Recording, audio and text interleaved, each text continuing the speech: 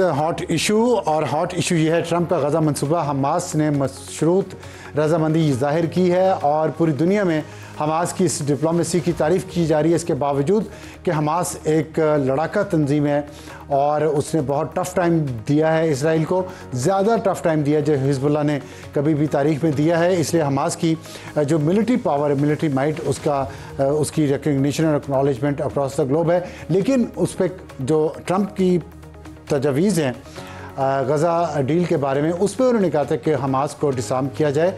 Hamas ने disarm के लिए एग्रीमेंट तो ज़ाहिर किया है, लेकिन उन्होंने कहा है कि जो एक हुकूमत बनेगी फ़लस्तीनियों की रजामंदी से, वो उसके सामने डिसार्म करेंगे अपने आप को। साथ उन्होंने कहा कि वो फौरी तौर पर यरगमालियों को, चाहे वो ज़िंदा हैं या मुर्दा, उनको रिहा करने के लिए तैयार हैं। और इस फैसले को ट्रंप ने वेलकम किया है और उसने इसराइल के वज़ीर-ए-आज़म नेतन्याहू को कहा है कि गज़ा पर हमले फौरी तौर पर रोक दिए जाएँ।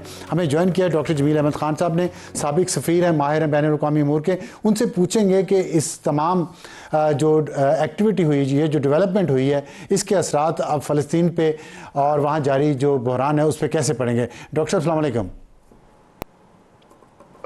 वालेकुम अस्सलाम। एक लफ्ज़ में तो मस्बत असरात होंगे दिए हुए हालात में। मारूज़ाती और माहौलियाती हालात जो इस वक्त था, एकोसिस्टम जो था, उसमें और कोई चारा नहीं था। बड़ी दानाई की बात की है हमास ने, और उसमें वो सारे 8 ममालिक शामिल हैं। और ख़ास तौर पर जो आखिरी जो उसमें हिस्से में जब नेगोशिएशन हुई है और जिसमें तकरीबन 10 मरतबा ट्रंप से बात की गई है 3 कंट्रीज़ ने, जो तुर्की, उसके साथ कतर और इजिप्ट, इससे मुसलसल राब्ते में रहे, क्योंकि डेडलाइन आ रही थी। आपको याद होगा गुज़श्ता शब और कल मैंने कई प्रोग्रामों में ज़िक्र किया कि ये ज़िंदगी का सवाल है। 2.5 लाख लोग हैं, महसूर हैं, और सिटी का और इजराइल अनाउंस कर चुका है कि हमने अपना ऑपरेशन करना, और ये सारे के सारे टेररिस्ट समझे जाएंगे अगर ये खाली नहीं हुआ।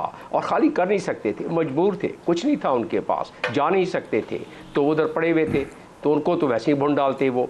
एक चीज़ ये शुक्र अल्हम्दुलिल्लाह कि 2.5 लाख अफराद जो हैं उनमें से बेशतर जो कि शहीद हो जाते, उनकी जानें बच गई। एक तो ये। दूसरी चीज़ ये है कि ये मंसूबा, इस पे बड़ी बात हो चुकी है, लेकिन इसमें जो हमास का एहतमाल था उसने मंसूबा एक्सेप्ट भी किया, क्योंकि तीनों ममालिक हमास के साथ नेगोशिएशन में थे। इनफैक्ट कल सुबह को जो नेगोशिएशन टीम हमास की इस्तांबुल में थी और दोहा में थी, वो एग्री कर गई थी। जो वहाँ मौजूद थे ऑन ग्राउंड, वो इसमें एहतमाल था और उसकी वजह से ये एग्री नहीं हो रहा था। तो लिहाजा उस एहतमाल को दूर करने के लिए एश्योरेंसेस दी गई, 10 मरतबा इंगेज किया गया डोनाल्ड ट्रंप से। अच्छा, वो एहतमाल क्या था? एहतमाल बड़ा बिल्कुल वाज़ेह था। उनका जी इंश्योरेंस दी जाए, हम तैयार हो गए। चले, आपने कहा, आपने अपने प्लान में दिया, हमसे नेगोशिएटर ने बात की, हम तैयार हो गए। अब आप हमें गारंटी दें कि टोनी ब्लेयर उसमें नहीं होगा। जो बोर्ड ऑफ पीस है, जिसकी के चेयर ख़ुद डोनाल्ड ट्रंप हैं, तो उसमें टोनी ब्लेयर नहीं होगा, क्योंकि ज़ाहिर है हम सारों को पता है कि टोनी ब्लेयर का किरदार इराक वार में और बाकी मामलात में क्या है। तो उस पर मेरा ख्याल है कि रजामंदी हो जाएगी। ये बताइएगा, नेतन्याहू की हुकूमत जो है, लोग कह रहे हैं कि वो टाइट स्पॉट में आ गई है, पूरा यूरोप उनके ख़िलाफ़ हुआ है, अमेरिका में जेनजी उनके ख़िलाफ़ हो गई है, और अब ये जो हमास ने ट्रंप कार्ड खेला है और उन्होंने एक्सेप्ट कर लिया है, तो इसराइल आप समझते हैं वाकई टाइट स्पॉट में है, या वो मान लेंगे इस प्रपोज़ल को जो हमास ने दी है? इसराइल की हैसियत क्या है? मुझे मजबूरन एक मुहावरा कहना पड़ रहा है, चेपिद्दी का शोरबा।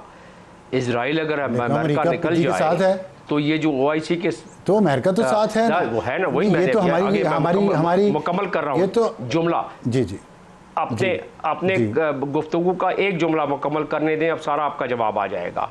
चेपिद्दी का शोरबा, अमेरिका अगर हाथ निकाल ले तो फिर ये जो मुस्लिम ममालिक के 57 ममालिक हैं, जिनकी 2.4 बिलियन की आबादी है, एक अगर ये पानी की बोतल ले जाएं और तो डालने सैलाब आ जाएगा। तो नहीं डॉक्टर साहब, आपकी मैं आपका इंतहाई एहतराम, लेकिन ये बातें सुनते सुनते मैं बूढ़ा हो गया कि पानी की बोतल, बल्कि पानी की बोतल भी ज़्यादा है, उससे कम में भी कहते थे फ्लड आ जाएगा इसराइल में, वो आया नहीं अभी तक। मैं ये कहना चाह रहा हूँ, अमेरिका जब सवाल करें इंशाल्लाह खींचेगा, वो कह रहे नेतन्याहू जो है उसके अंगूठे के नीचे है ट्रंप, तो आप मुझे आप सिचुएशन जो इस वक्त है उसके मुताबिक बताएं, वो छोड़ दे पानी की बोतलों को, कि क्या अब नेतन्याहू ट्रंप की मानेगा या ट्रंप फिर नेतन्याहू की मानेगा, ये बताएं। ये बहुत आपने एक ऐसा सवाल किया है कि जिसके पीछे पूरी इजरायली लॉबी है, और इजरायली लॉबी की तारीख़ 1897 से शुरू होती है ज़ायोनिज़्म की, जबकि स्विट्ज़रलैंड में इसकी बुनियाद रखी गई। इजरायली लॉबी सदर पर, कांग्रेस पर, अमेरिका में उसके ट्रेजरी डिपार्टमेंट पर, उसके पेंटागन पर काफ़ी इन्फ्लुएंस रखती है। लेकिन एक और बात भी तो पैदा हो गई है ना, आपने खुद ही तो जिक्र कर दिया अपने इंट्रो में, और वो कर दिया है जो जेन जी है और जो अमेरिका में इस वक्त बॉटम्स अप प्रेशर डेवलप हो रहा है पूरी दुनिया में, तो क्या उससे कुर्सियां मुतज़लज़ल नहीं होंगी इन तमाम सरबराह? तो आप समझते हैं कि ट्रंप उस जेन जी की, अमेरिकन जेन जी के प्रेशर में और यूरोपियन पब्लिक ओपिनियन के प्रेशर में नेतन्याहू को प्रेशर करेगा कि आप माने अब इस पीस डील पे? मैं तो कहूँगा कि मजबूर हो जाएगा। अफकार को पाबंद सलासिल जो करोगे, तस्वीर के चिलमन से ज़यां आती रहेगी। आप कितना कंट्रोल कर लोगे? जनजी हो या अवाम हो, अवाम का समुद्र। अभी तक 147 ममालिक ने तो तस्लीम कर लिया ना, उससे क्या फ़र्क पड़ा? लेकिन जब अवाम निकलती है तो दुनिया इस चीज़ की गवाह है कि फिर तख्त उछाले जाते हैं, फिर ताज और तख्त नहीं रहते हैं फिर। तो इसलिए चले वो तो हम देखते हैं, देखेंगे जब था। जी जी जी, बात मुकम्मल करें। जी, रिपब्लिकन आगे जितना उसका महाल हो जाता, अगर वो बिल्कुल बात ना मानती, तो इजरायली लॉबी पर रिपब्लिकन को कुछ प्रिवेल करना होगा। मैं ये नहीं कहता कि बिल्कुल प्रिवेल कर जाएंगे, कुछ प्रिवेल करना पड़ेगा। और इस वक्त अमेरिका क्या मुतहम्मिल हो सकता है कि तमाम ममालिक जो इसके वक्त इसके बीच में है, 8 ममालिक, और उसके बाद OIC का ब्लॉक जो कि इतना ताकत कभी नहीं रहा ताकतवर, लेकिन फिर भी उसकी एक हैसियत है, और इस खित्ते में एक जियोपॉलिटिकल गेम भी चल रही है जिसमें और भी ताकतें हैं। अच्छा डॉक्टर साहब, आपने अभी जिक्र किया थोड़ी देर पहले जानें बच गई हैं 2.5 लाख, और ये जो जंग बंदी हुई है उस पर ज़ाहिर अच्छी बात है, और जो समझदार लोग हैं वो यही कह रहे हैं कि जब तक आपकी तैयारी पूरी ना हो सलाहुद्दीन अय्यूबी की तरह, उस वक्त तक खाली बच्चे मरवाते रहना, औरतों को मरवाते रहना अच्छी बात नहीं है। लेकिन हमारे पाकिस्तान में और भी जगहों पर होगा, लेकिन पाकिस्तान में एक ऐसी लॉबी है जो ख़ुद तो जिहाद पे नहीं जाना चाहती, वो अपने ड्राइंग रूम में से नहीं निकलती, वो अपने ख्वाबों से नहीं निकलती, ट्विटर पे या सोशल मीडिया पे वो इनकलाब लाने वाले हैं। वो कहते, वो मुखालफत कर रहे हैं इस बात की जो ये ट्रंप प्लान है, और अब हमास ने जो मान लिया है उस ट्रंप प्लान को, तो आपके ख्याल में ये पाकिस्तान के अंदर जो एक तनकीद चंद लोग कर रहे हैं जिन्होंने करना कुछ नहीं है सिवाय तनकीद के, तो उनके बारे में आप क्या कहना पसंद फरमाएंगे? बड़ी सी सिंपल सी बात है, आईना दिखला दें हकीकत क्या है। अगर आईने में वो नहीं देख सकते हैं तो लोग फिर उनको दिखला देंगे। बात यह है कि आपने जानें बचानी है, आपने हिकमत अमली, जंग का मतलब क्या है, इस्लामी तारीख़ देख लें आप, जंग का मतलब क्या है। जंग में आपने हिकमत अमली दिखलानी है ना। अगर आप देख रहे हैं कि दुश्मन बहुत ज़्यादा हावी होता जा रहा है तो आपने रीग्रुपिंग करनी है ना। देखिए, हमास एक नज़रिए का नाम है। अगर हमास को सारों को भी मार दें आप तो कोई हमास ख़त्म तो नहीं हो जाएगा ना। एक नज़रिया है, नज़रिया तो कायम रहेगा। आप इधर से मारेंगे वो इधर से निकल आएगा दूसरी तरफ से, लाइक अ बलून। लेकिन आप हमारी अगर बात कर रहे हैं तो आईना दिखला दें कि हकीकत ये था कि लोगों की जानें चली जानी थी, और ये जो गज़ा पे कब्ज़ा हो रहा था, जिसको कि अब इजराइल मान गया है कि ठीक है गज़ा को हमने बिल्कुल ही नीस्तो नाबूद करना था, एथनिक क्लिनजिंग करनी थी, और गज़ा को रेबेरिया हमने बनाना था, वो तो कम से कम फिलहाल रुक गया है ना। प्रोग्राम में दोबारा खुश आमदीद। वक्त हमारे आज के एडिटोरियल का, और आज का एडिटोरियल है कश्मीर के मसले पे।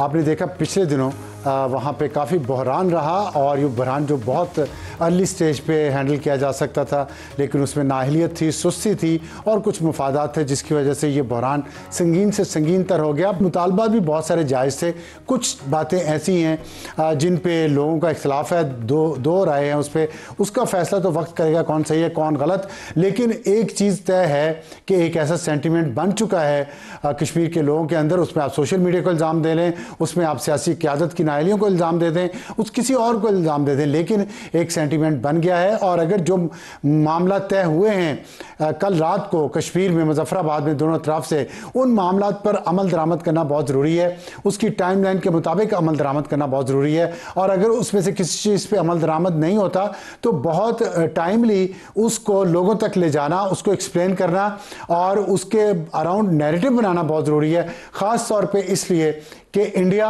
तैयार बैठा है इस बात पे कि वो पाकिस्तान के साथ उसकी जो जंग बंदी हुई है, जंग बंदी तो किसी वक्त भी टूट सकती है, और जाहिर है जंग बंदी अगर टूटी तो इंडिया ने सबसे ज़्यादा दबाव कहाँ डालना है? कश्मीर पे, क्योंकि इलेक्शंस वहाँ पे मुख्तलिफ रियासतों के आने वाले हैं। मोदी हुकूमत सख्त मुश्किलात का शिकार है और उसके लिए सबसे आसान तरीका इलेक्शन में पॉपुलैरिटी हासिल करने का यही है कि पाकिस्तान से पंगा ले लिया जाए। पाकिस्तान से पंगा लेगा तो उसका इलाज तो अलग है जो होगा, लेकिन हमें बहरहाल अपना घर सीधा करना चाहिए और मंजी तले डांग फेरते रहना चाहिए।